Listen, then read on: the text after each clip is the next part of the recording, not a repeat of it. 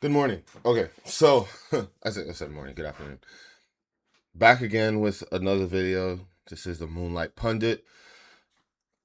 Um, sorry I had to record this again because I had started. I was 2 minutes into what I was saying when I realized that my mic was off.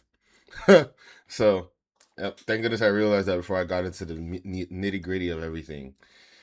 Um, yes. So, first of all, I want to congratulate Spain. Congratulations. Congrats for winning the World Cup, and also massive congratulations for saving football. Spain, you have saved football. You have saved football. And I'm gonna go into why I said that. Before anybody wants to talk about how much of a hater of Messi I am, go to my previous video. I showed you my Messi and my Ronaldo jersey. I love both players. I think both players are two of the greatest players we've ever seen. I personally think that the greatest of all time is Cristiano Ronaldo. But people have their own opinions, and I don't argue them. Everything I'm going to say right now regarding Messi and Ronaldo is the last I will ever say. If anybody ever wants to argue with me, come back to this video and listen to everything I've said. Now, let's get into why I believe Spain rescued football. The game yesterday, Spain, when I say complete domination, Argentina only got 2 shots off. 2. Spain got like 21. 2 shots. 2 shots the entire game. I mean, for 120 minutes, 2 shots is. You're averaging a shot an hour. That is not sustainable. That is not sustainable. And at first, I've talked about, okay, I haven't, it hasn't been on YouTube because it got blocked. It got blocked because I used FIFA's videos. Because I used FIFA's videos. But I'm gonna try to look for another YouTube video where I can actually show I can actually show like the stuff that I was talking about in terms of refereeing decisions going Argentina's way. I you have to, I've said it before, there's two things. Like, no, there's only one thing. You have to be blind to not see the bias. You just had to be blind. Leading up until that Egypt game. And apparently there were a couple things that happened in the Switzerland game that I just overlooked. But leading up until that Egypt game, you had to be blind to not see it. You had to be blind. Because we talk about, people are like, oh, it's not bias. It's just Ronaldo fans hating on the fact that Argentina is doing well. Hating on the fact that Argentina is doing well? Really? Messi completely taking out my brother's Achilles with his hands on the shoulders. That right there is just a Ronaldo fan hating. Or what about all the atrocities completed on the Cape Verde players? All the kicking, all the that hold on, I have to find it. All right, I found this. I don't think this is copyright. I don't think this is copyright because this is not a FIFA thingamajig. But let me show you this. Let's play this play by play, right? He's about to get he like look hold on. Oh, damn it, I gotta reduce the speed even more. Look at that. Right there. I don't know how I don't know how the referee standing right there and that doesn't get called. So that's just one. Let's go look for the others. Let's look at this one right here. Look at that. Goes completely past him. Takes him out. Ref standing right there.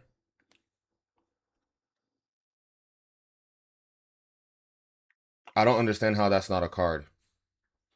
I don't understand how that's not a card in any way, shape, or form. Look at that.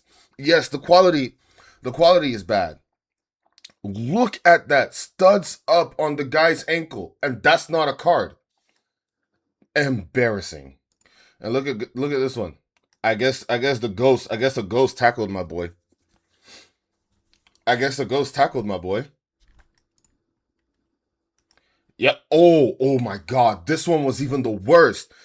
This one was the worst. It's like, bro, the rule is if a player gets off for treatment, they have to be off the pitch for 1 minute before bringing them back on.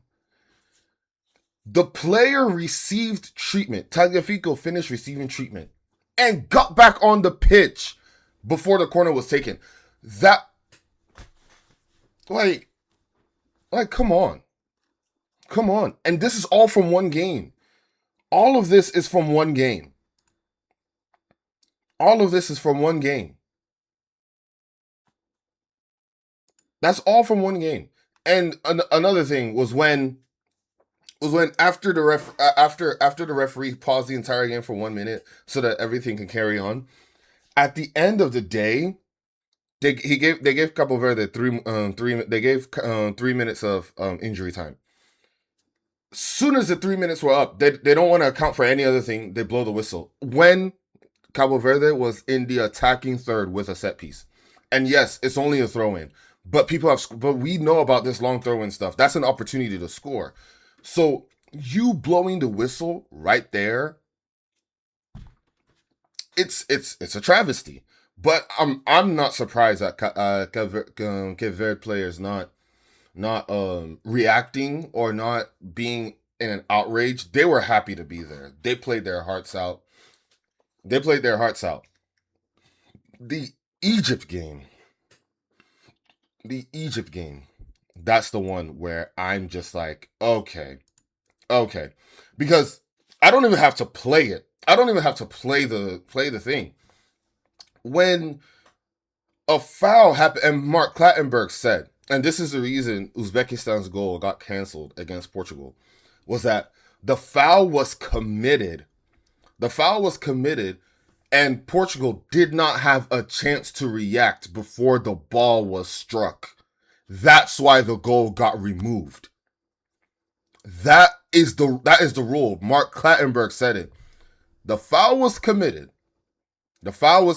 and Portugal did not have a chance to react.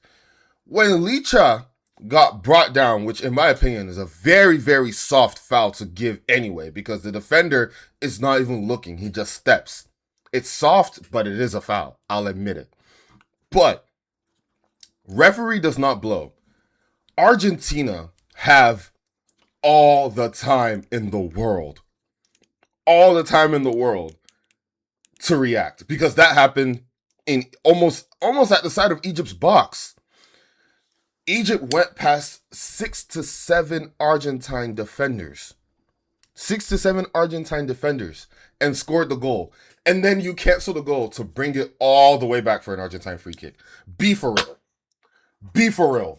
That's some BS. Because if the same thing happened for Argentina, it wouldn't have gotten called back. And we saw it at the end of that game. I don't know why I always feel the need to pick something up when I'm talking. But we saw it at the end of that game. Because, like I said before, on what's my guy's name? Mohamed Salah. This, while it is a very, very, very, very, very soft foul, it is contact that makes the guy fall nonetheless. Is it something that I would personally give as a foul? No. I personally would not. But in the spirit of bringing things back, because Julian Alvarez winning that ball is what results in the go-ahead goal for Argentina. Now, you do have to blame Egypt a little bit for this, because you threw away a 2-0 lead from the 78th minute. Like, you should have been able to see that out. You do have to blame Egypt a little. You do have to blame Egypt for this as well. But No VAR check, no nothing on this tackle against Mohamed Salah. And while I've said it before, it is soft. Yes. Is it contact in the box? Yes. Does Julian Alvarez have possession of this ball before he's about to kick Salah right here? No. Is this a penalty? Yes. It is. Is it a foul? Yes. Is it in the box? Yes. Is it a penalty? Yes. It is. It's soft, but it is a pen. Especially because this right here was called back. Player focusing on the ball. Exactly as Julian Alvarez was focusing on the ball. Player accidentally gets player's foot. Exactly as Julian Alvarez did. Yes, Julian Alvarez didn't step on him, but he did impede the foot from going forward. Now you can argue, okay, Licha has possession of the ball here. Mohamed Salah, you can argue, has lost possession of the ball. Julian Alvarez doesn't have possession of the ball either. Julian Alvarez does not have possession of the ball either. The ball is no man's ball. It's soft. Yes. I've argued it several times. It's soft. But is it a foul? Especially because it led to a goal on the other side? Yes. That was a robbery, in my opinion. That game was stolen. Now, I'm not saying Argentina are paying people for it. I'm just saying that FIFA, if you want to make Argentina win, like that's the kind of stuff that just happens. Like it's clear favoritism. All right. And then we'll talk about even the foul on Otamendi before Nico Williams scored the goal that was canceled. From now till tomorrow, you can argue with anybody. Merino did not foul Otamendi. Merino did not foul Otamendi in that box. That was not a foul. The agenda was clear. Take it to pens because this Argentine team cannot do anything against Spain. And if you take it to pens, Argentina are the favorite to win every time because Dibu is so good at penalties, especially in penalty shootouts. He's good. He's that guy. Dibu is really good at them. Argentine players are also pretty good at scoring them. I don't trust Spain enough to score 5 penalties. I just don't. Yes, and that was another thing. And then finally, Argentina's road to the final. Now you can always say, "Oh, this team could have won like these, it could have played out in a different way depending on who won that or who won this." That is true. That is true. I'm going to be honest. That is true. If Portugal had won their group, they could have faced Argentina in the quarterfinals. That would have been a tough match for Argentina as well.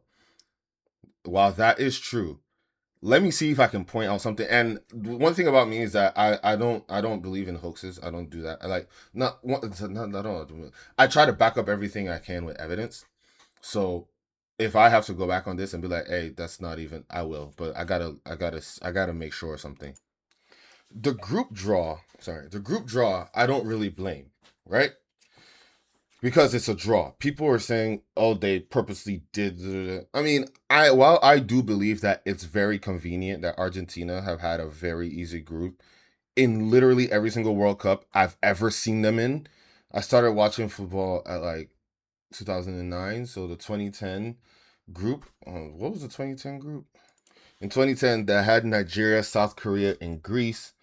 In 2014, they had Nigeria again with 2 others that I don't remember.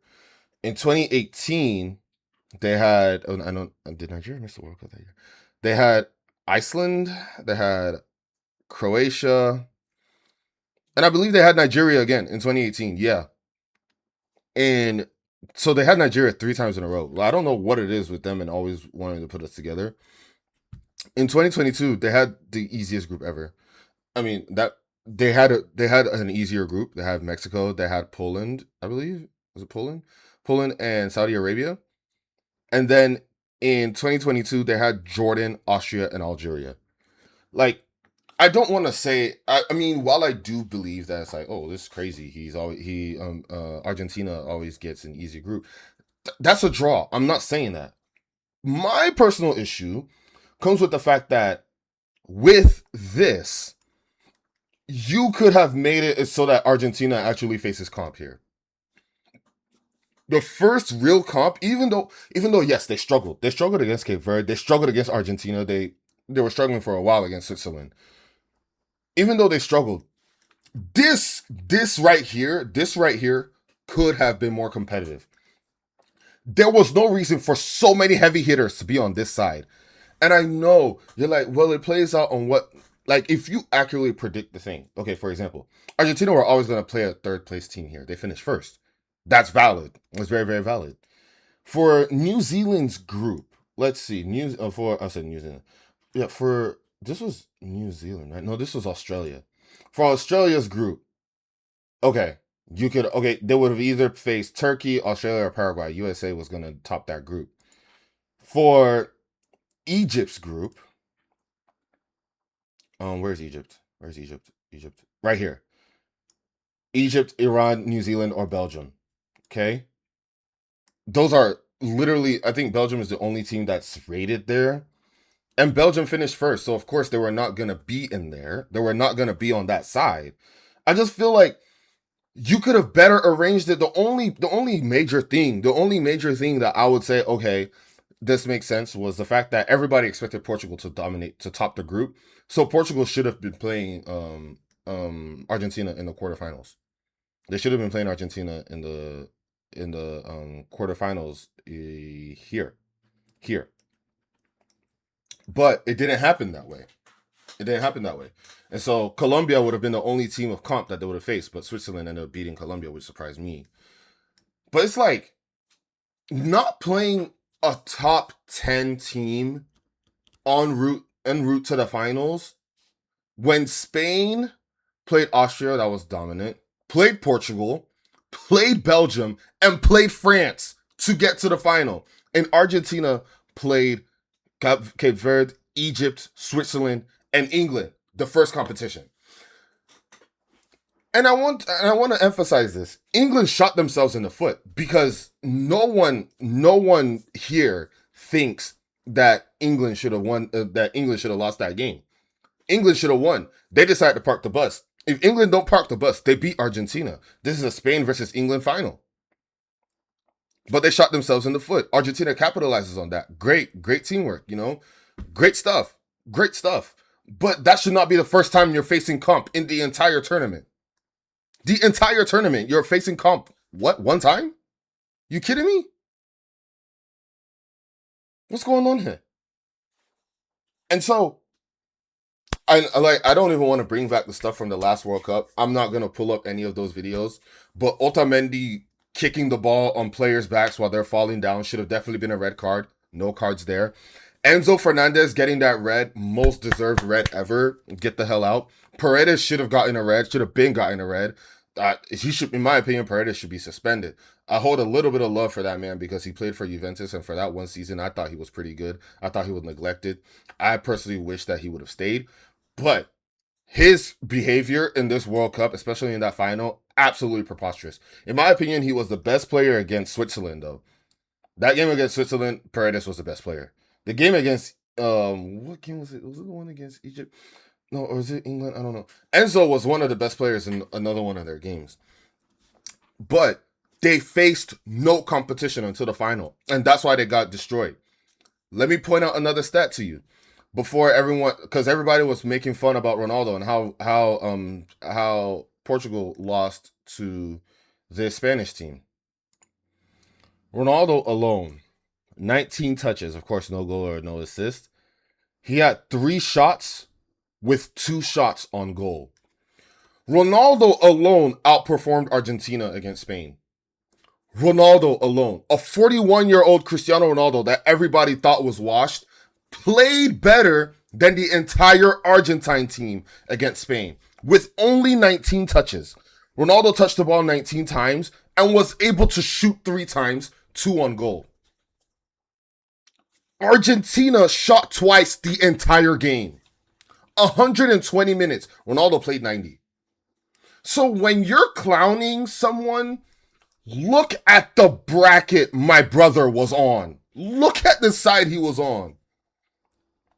And while I do believe that if Portugal's midfield had not decided to absolutely shaft my man, that Portuguese midfield would have gotten past the Spanish team. Argentina had no chance. They had no chance. This was a shit show, for lack of better words. It was so bad for Argentina. Everybody clowned Ronaldo. Everyone clowned him. Who would have thought that Ronaldo would outperform a whole Argentine team in a World Cup final at 41 years old? Mind you, Ronaldo played against Spain in a Nations League final last year. It was a year ago, June 2025. Let's look at the starting lineups for each of those teams. This was Spain's starting 11 in the Nations League final, right? Unai Simon is there, Cucurella is there, Fabian is there, Oyarzabal is there, Lamine is there. So that's 1, 2, 3, 4, 5 people who started. You cannot tell. Everyone knows that a healthy Nico Williams starts over Alex Baena every day. So that's a regular starter. Pedri started a lot of the games until he really started fumbling and everybody realized that Fabian Ruiz was a bit better. The only thing that you can argue is that Rodri is not in this team. And then Leno Marnhausen versus Kubarsi and Laporte. At that time, Leno Marnhausen was probably better than Kubarsi and Laporte together. Kubarsi probably not, but Laporte definitely. And then no Pedro Porro or Llorente on the right, instead Mingueza. So when people say, oh, nobody cares about the Nations League, they started the best 11 they could. They started the best 11 they could against that Portuguese team. And when that Portuguese team was actually flowing well, guess who scored in that final? I'm going to let you guess. It was him. It was Cristiano Ronaldo scoring in that final as Portugal go to lift the Nations League over Spain. The last game Spain lost, by the way.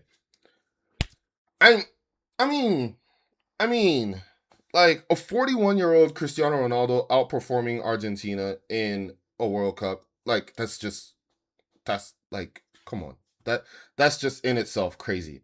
And when people were talking about, oh, Messi had 8 goals, 4 assists, amazing. 3 goals against Algeria, 2 against Austria, and 1 against Jordan.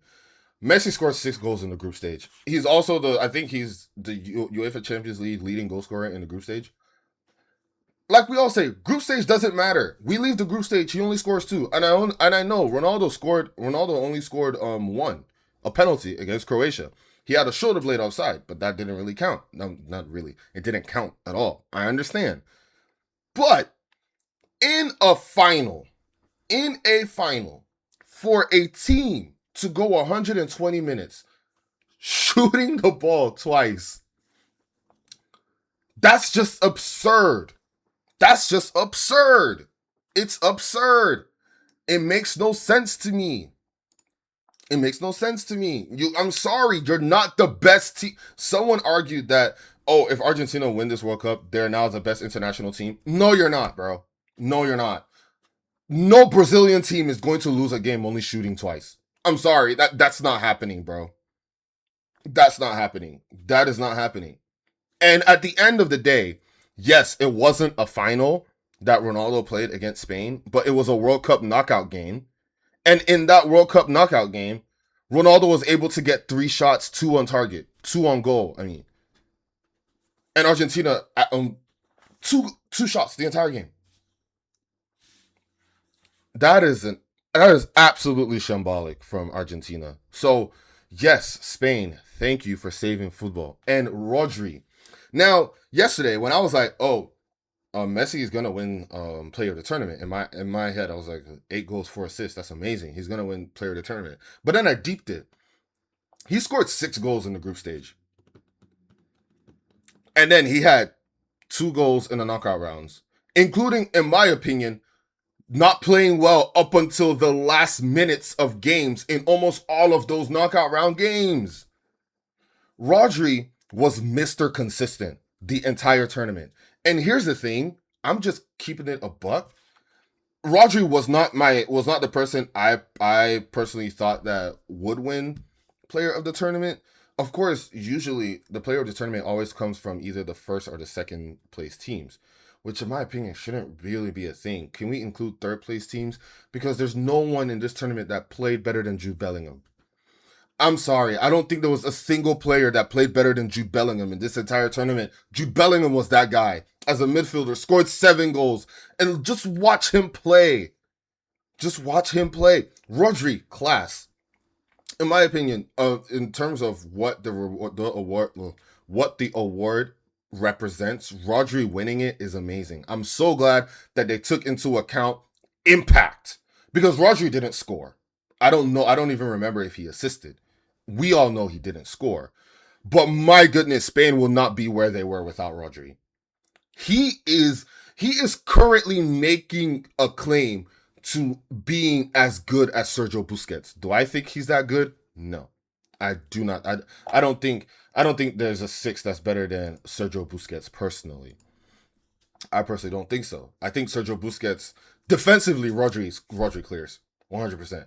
But Busquets' IQ and understanding of the game is just on a whole nother level. Ball retention, Rodri does compete with Busquets in terms of ball retention. But as a 6, Busquets understands the game how a 10 should understand it. And in my opinion, that's what makes him the greatest 6 of all time. But Rodri, people can actually make an argument, and I would actually listen. Before, I would never listen, but I would actually listen now. He's completed football. Before Rodri? Who was the last 6 to win a Ballon d'Or? I can't even tell you. So yes, but at the end of the day, yes, 8 goals and 4 assists is amazing for a 39-year-old. But I'll say it again. When you're scoring 8 goals and having 4 assists against, okay, 2 of the assists came against England. Class, by the way. That cross to Lisandro Martinez is one of the assists of the season, of the tournament. It's one of the assists of the tournament. I'll agree. Class. But you played no comp. You didn't play any competition. You played no comp. And that's why you lost this final. You didn't even. Argentina looked like they weren't supposed to be there. And that's so correct. They were not. They were not supposed to be there. England should have been there. But England decided to fumble the bag. Also, huge shout out to Kylian Mbappe for winning the World Cup Golden Boot.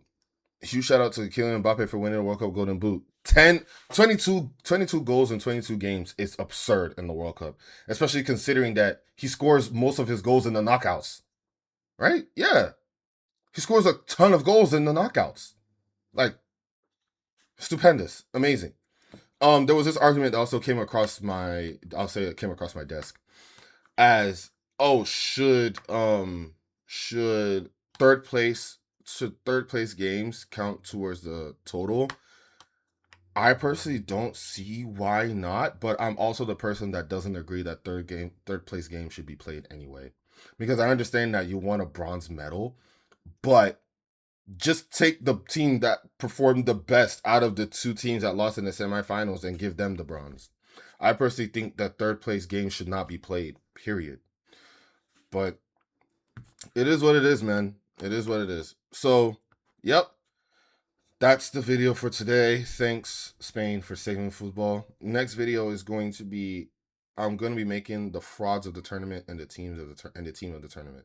Stay tuned. Until then, stay blessed. Love you guys. Peace.